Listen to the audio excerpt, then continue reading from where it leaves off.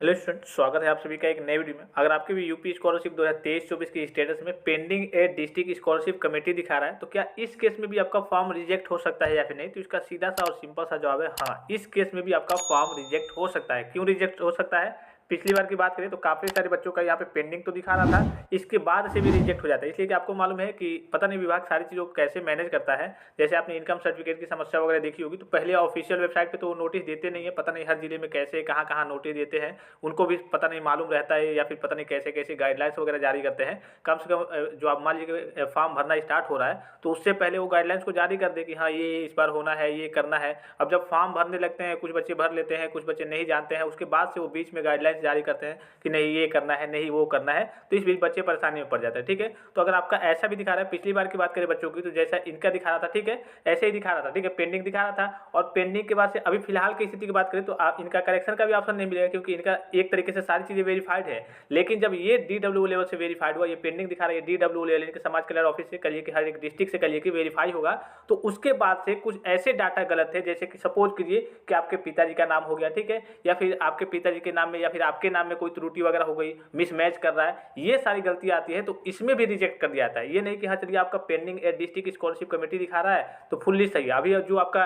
करिए कि अभी जो स्टेटस वगैरह रिलीज हुआ है, तो इसमें अगर आपका पेंडिंग डिस्ट्रिक्ट स्कॉलरशिप कमेटी दिखा रहा है तो अभी फिलहाल की स्थिति को देखते हुए तो ये सारी चीज़ें सही है, क्योंकि आपको करेक्शन का ऑप्शन नहीं मिला है। और करेक्शन के ऑप्शन में भी वही सारी चीज़ें मिल रही हैं जो नॉर्मल चीज़ें हैं, गत वर्ष के प्राप्तांक, पूर्णांक, अन्य ज़्यादा चीज़ें नहीं मिल रही है कि हाँ आप ये भी करेक्ट कर सकते हैं, ये भी करेक्ट कर सकते हैं, कुछ नहीं, बस नॉर्मल चीज़ें मिल रही है करेक्ट करने के लिए। तो अगर आपका स्टेटस ऐसे दिखा रहा है, एक तो हो गया ये जो आपका रेस्पॉन्स पेंडिंग बाय PFMS, आपका वेरिफिकेशन का कार्य चालू है, क्योंकि अब बीच में करेक्शन की डेट है 12 से लेकर के 15 तक, और 9 तारीख से ही आपका ये जो अपग्रेडेशन का कार्य है, यानी कि ये जो पेंडिंग वाला है, इसको वेरीफाई करने का कार्य स्टार्ट है। लेकिन अभी करेक्शन की डेट वगैरह बीच में है, तो हो सकता है कि ये 16 के बाद से स्टार्ट हो जाए और धीरे धीरे बच्चों का अपडेट होते रहेगा। यहाँ पे जो पेंडिंग है इसको यहाँ पे कर दिया जाएगा verified recommended by district scholarship committee, अगर आपका पूरा डाटा हर एक चीज़ सही होगा तो, ठीक है। इसके अलावा ये जो दिख रहा होगा, पिछली वीडियो मैंने इसके बारे में बताया था कि रेस्पॉन्स पेंडिंग बाय अगर आपका PFMS बता रहा है, यानी कि ये जो आपका बैंक का कार्य हो गया वो है, तो आप चेक करते रहेंगे, ट्रांजेक्शन वगैरह एक दो बार जरूर कर लेंगे। काफ़ी सारे स्टूडेंट्स होते हैं जो स्कॉलरशिप का फॉर्म तो फिलअप कर देते हैं, बैंक अकाउंट ऐड कर देते हैं, वो बैंक कहाँ गया, कैसे गया, है भी कि नहीं है, चालू है कि नहीं है, वो पता भी नहीं करते हैं।